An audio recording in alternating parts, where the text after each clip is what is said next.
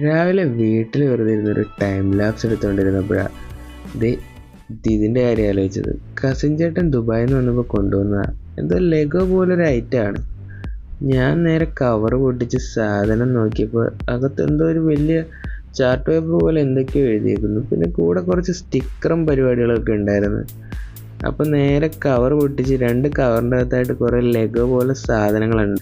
ഞാനാണെങ്കിൽ ഇതുപോലത്തെ സാധനങ്ങൾ വെച്ച് ഒരു പരിപാടി ഇതുവരെ ചെയ്തിട്ടില്ല.